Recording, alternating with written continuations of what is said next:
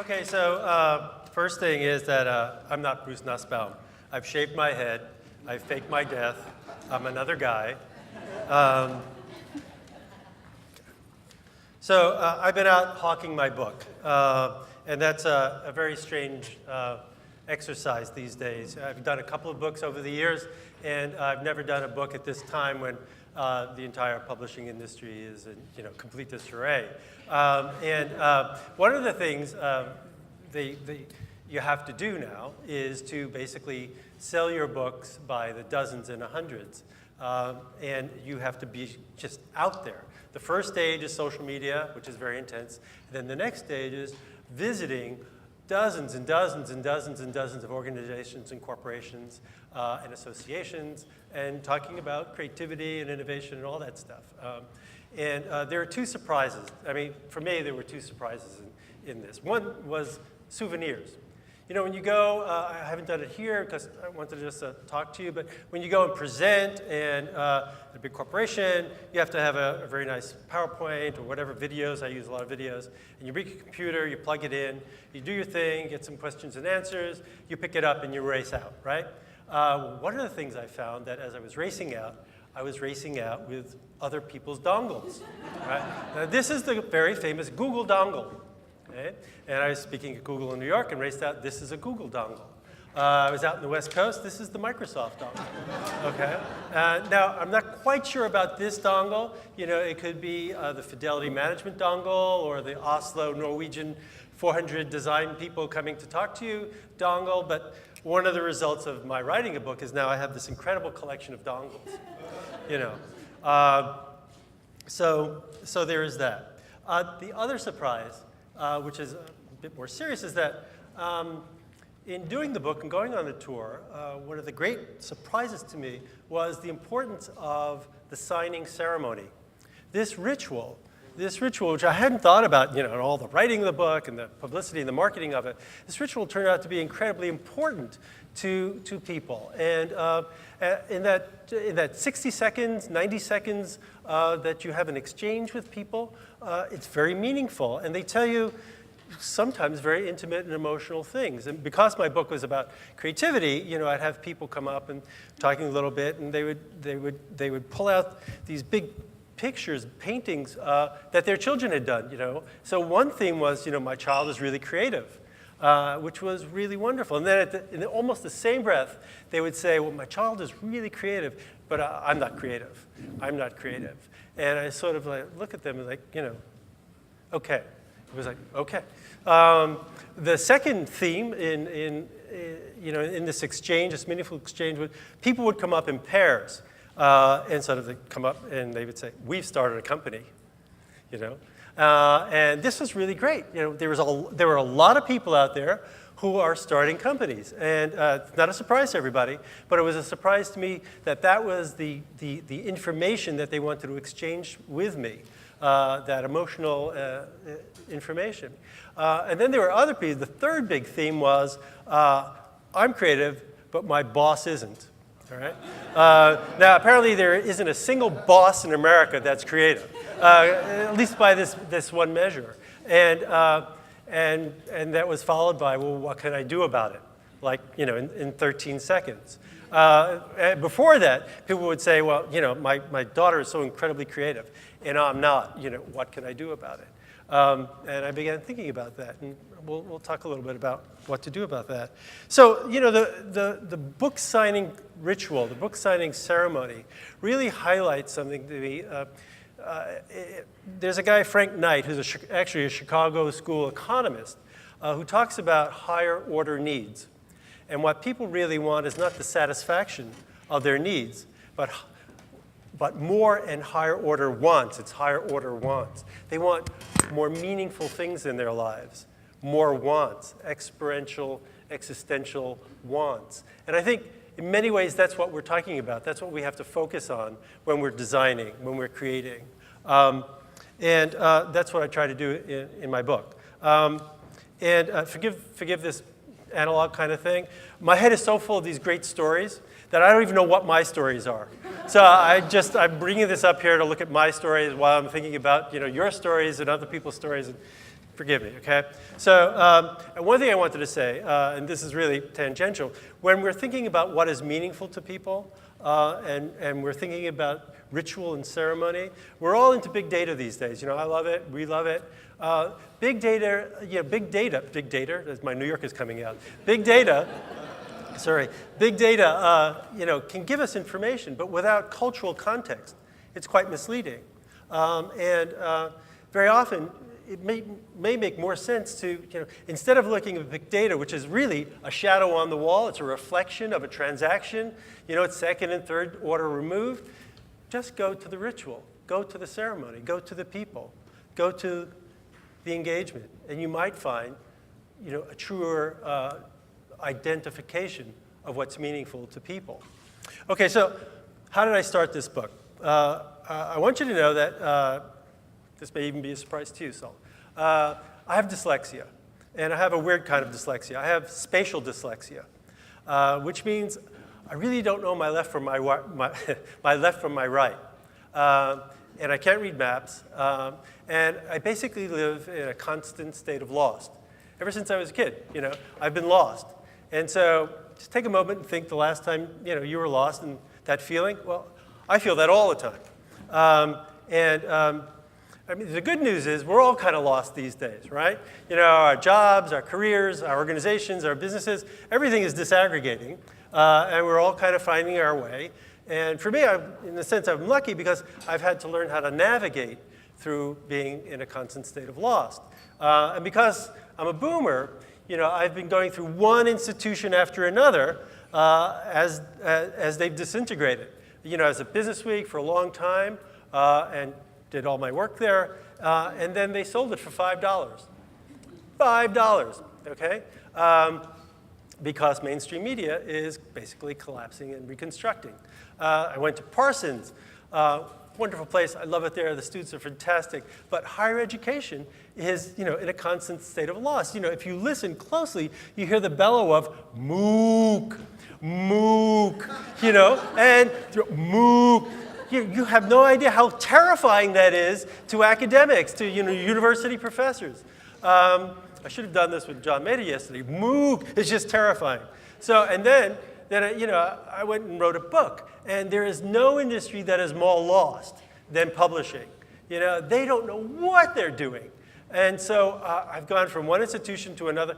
I'm sorry, you know, you're not, BIF 9 is fine, it's okay.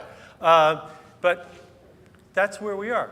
And so that was one way I found to navigate myself through this constant state of loss was design. You know, I found design was a way of constructing the world and a way of understanding the world. And that's what I did at Business Week. You know, I did it for a long time. And so, you know, we built up a lot of things at Business Week in design. The Innovation and Design Channel, financing the industrial design, and then it became the International Design Excellence Awards, Nussbaum on Design blog, all that sort of stuff. Forgive me, I even crafted an S&P index for innovative companies that traded. We did an awful lot of this stuff. And I was really into it, design thinking. Then three things happened. One, an economist friend of mine pointed me to this big study, which said, how did it go? Well, like, I'm going to do it with my hands. Only 9% of all US public and private corporations do any kind of innovation. Okay, this was like 2002. 9%, all right? And then a head of a big design innovation consultancy came to me. Oh, no, he was talking and he said, you know, Bruce, only a handful of our projects every year are ever successful. And I said, well, how many projects do you do every year? And he said, well, a couple hundred. And I said, that's like maybe 2% or 1% or whatever the math is. And he said, well, yeah. And so, I went to other innovation consultants. I said, you know, what's going on here? And they said, well, they're the same. It's a handful. And I said, well, what are you talking about? You know, we've been talking about design thinking, and, you know, generating innovation and disruption and all this sort of thing. And what kind of results are this? And they said, well, you know, that's the way it is. And at this time, I left Business Week and went to Parsons. And you know, when people ask me, you know, what is the one thing I could do to make myself more creative? And I tell them, get a creative friend. Get 2 creative friends. Surround yourself with creative friends. So I had some wonderful people at Business Week. I went to Parsons. I got a whole bunch of different creative friends.